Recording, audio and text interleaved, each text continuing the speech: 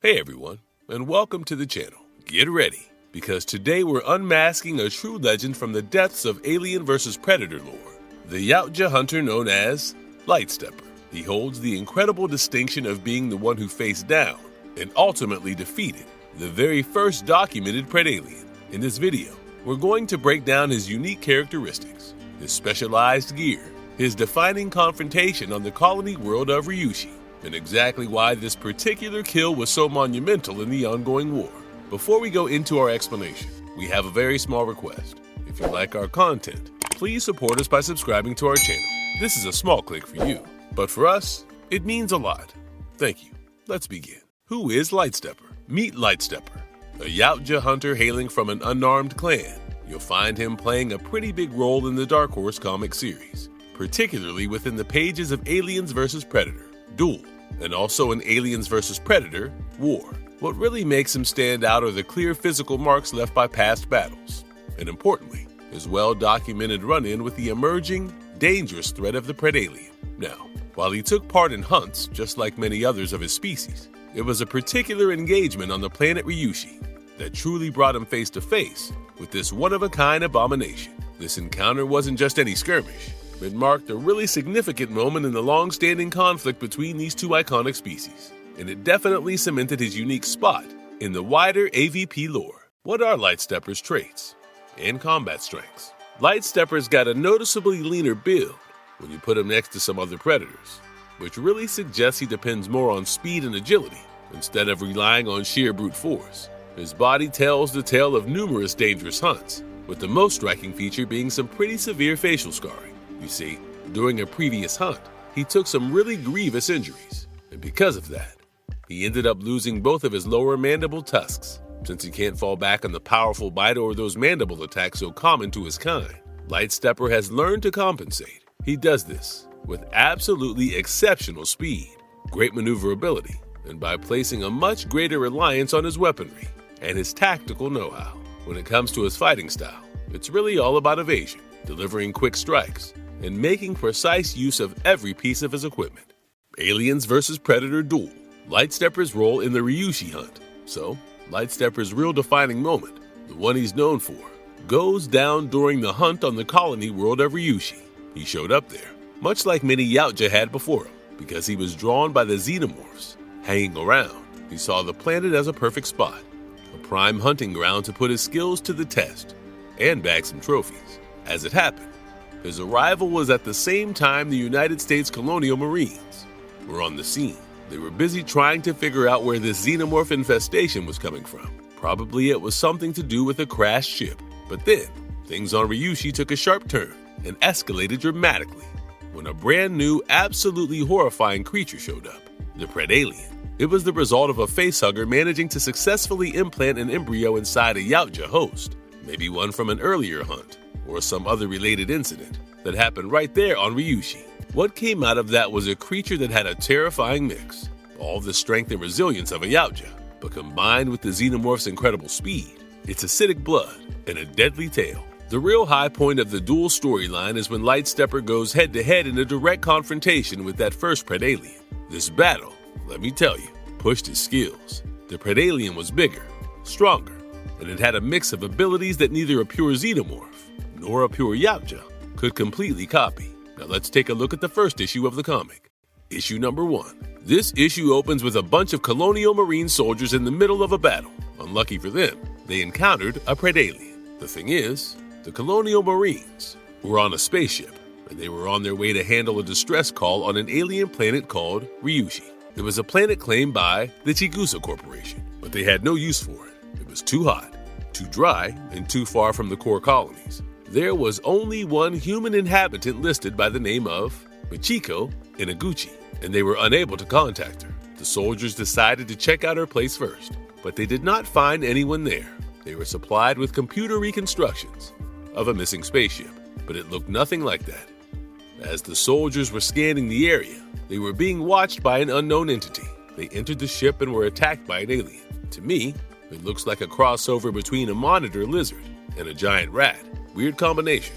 Anyways, the soldiers killed it immediately, and it turns out it was a species called briar wolf. After a while, they found the barely alive body of a predator lying on the ground.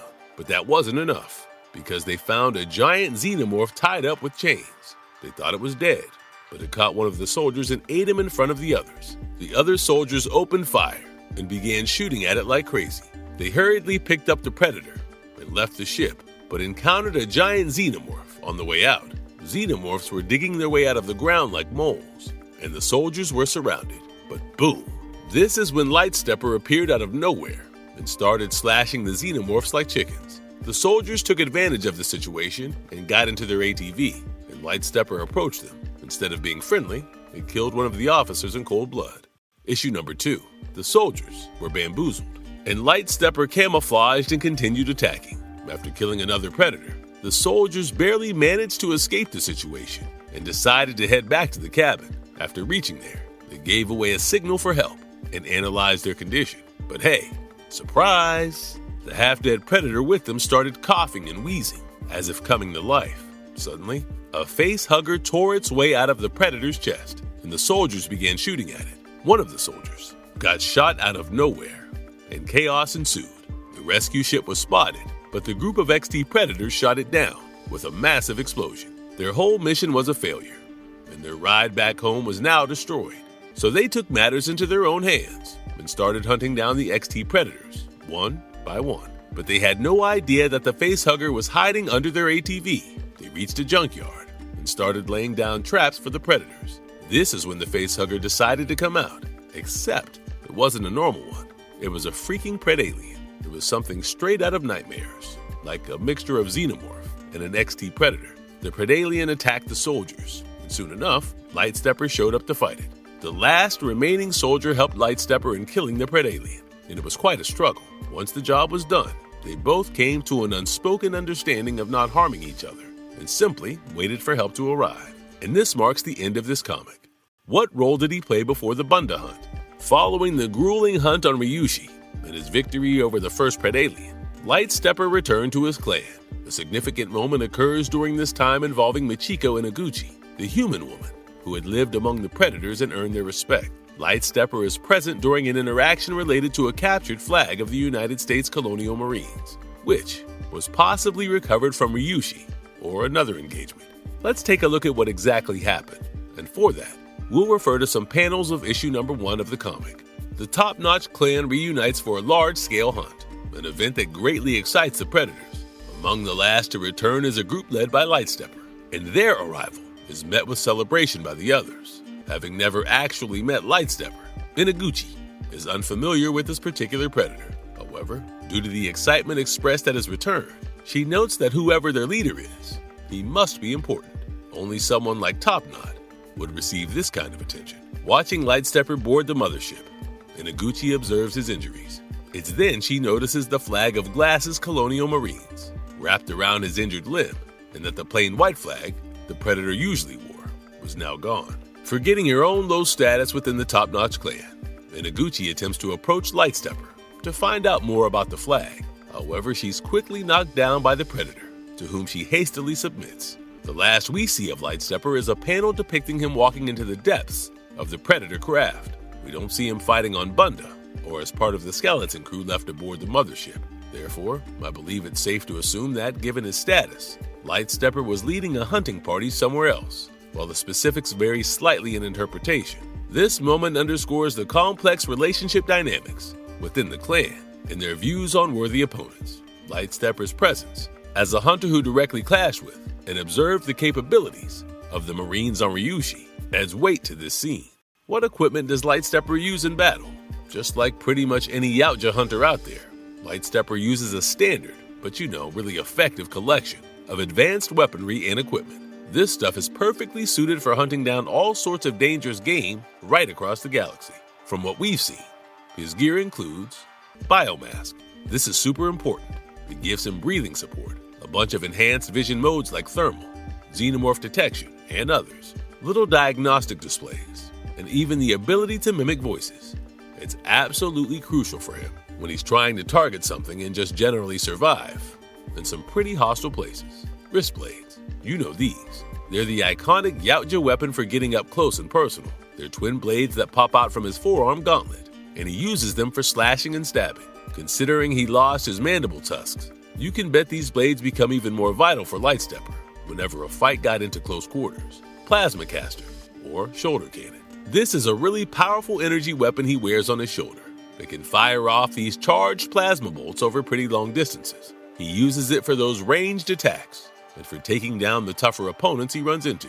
Combi stick. Think of this as a retractable spear-like weapon. It's super versatile, good for both melee fighting and for throwing. He can use it for thrusting attacks, or he can hurl it with a whole lot of force and amazing accuracy. Body armor. This gives him protection against physical hits and some types of energy attacks. It usually covers his chest, shoulders, and limbs. The important bits. Cloaking device. This is the tech that makes him nearly invisible by actually bending light around his body. It's totally essential for being stealthy, setting up ambushes, and of course, for evading enemies. Medikit. This little kit is packed with tools and various compounds for treating any injuries he might get during a hunt. It lets predators patch themselves up right there in the field, which is pretty handy. Marvelous verdict.